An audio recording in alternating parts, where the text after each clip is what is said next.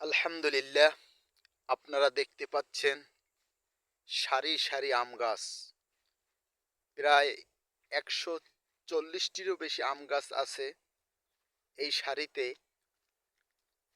বেকারত্ব না থেকে আমরা যদি কাজ করি, কাজ করলে অভাব হবে না। কাজ করতে হবে। আমরা সমাজে দেখতে পাই যারা প্রতিষ্ঠিত, যারা রেসপেক্ট সম্মানিত মানুষ, তাদেরকে আমরা সম্মান করি, ইজ্জত করি। কিন্তু যারা বেকারত্বের ভিতর আছে, আমরা তাদেরকে অনেক সময় সম্মান করি না, ইজ্জত করি না, ঘৃণা করি। নাউজুবিল্লাহ, এমনটি কাজ করা উচিত নয়। আমরা মানুষকে সম্মান করব, মানুষদেরকে পথের দিশা দিব, যে আসো তোমরা ঘের করো অথবা কাজ করো। রসুলুল্লাহ সাল্লাল্লাহু আলাইহি সাল্লাম নিজেও তো কাজ করছেন।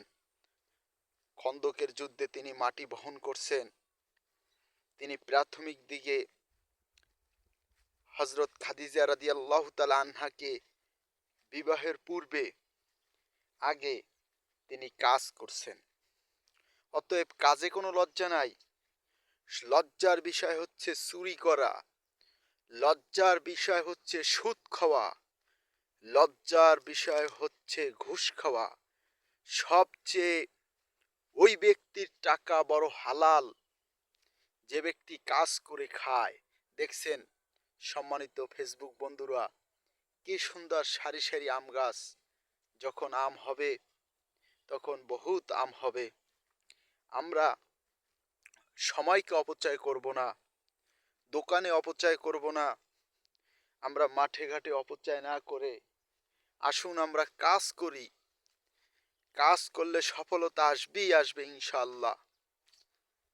এই বিশ্বের ভিতরে অনেক নামি দামি ব্যক্তি হয়েছেন, তারা মেধা দিয়ে কাজ করে সম্মানিত ব্যক্তি হয়েছেন।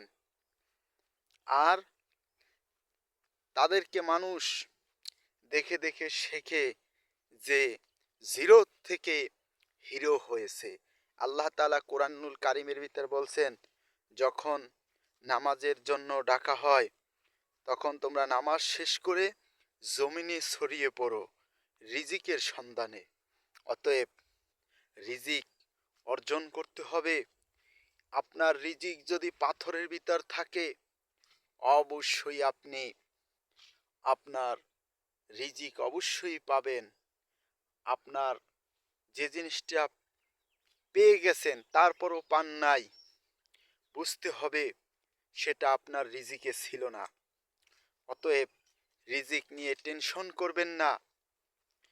রিজিক যখন ফুরিয়ে যাবে তখন ওর সামনে ফল ফ্রুট, বিভিন্ন খাবার এবং মানুষজন ১০ জন মিলে ওর গালের ভিতর দিলে আর মুখের ভিতর দিলেও সে আর খেতে পারবে না। অতএব আল্লাহ সুবহানাহু ওয়া তাআলা বলছেন, তোমরা কাজ করো। আদম আলাইহিস সালাম কৃষি কাজ করেছেন। অতএব কাজের লজ্জা কিসের? কাজ করতে হবে। এই দুনিয়ার বুকে বেকারত্ব জীবন গঠন করলে চলবে না। আপনি শিক্ষিত হয়েছেন, চাকরি পান নাই, তাতে কি হয়েছে? আপনি কাজ করেন, কাজ করলে উন্নতি হবেই হবে ইনশাআল্লাহ। ইনশাআল্লাহ। আল্লাহ সুবহানাহু ওয়া তাআলা আমাদেরকে জান্নাতি মানুষ হওয়ার তৌফিক দান করুক। আমিন, আমিন, আমিন। আল্লাহ সুবহানাহু ওয়া তাআলা কুরআনুল কারীমের ভিতর বলছেন যে ইন্না আক্রামাকুম ইনদাল্লাহি আতকাকুম। আমার কাছে ওই ব্যক্তি, আমার কাছে ওই মানুষ ইজ্জত আলা, সম্মান আলা, যার হৃদয়ের ভিতর আছে আল্লাহর ভয়। অতএব আল্লাহকে ভয় করতে হবে। আমরা আল্লাহকে যদি ভয় করে চলি তাহলে আমরা সফল কাম হব।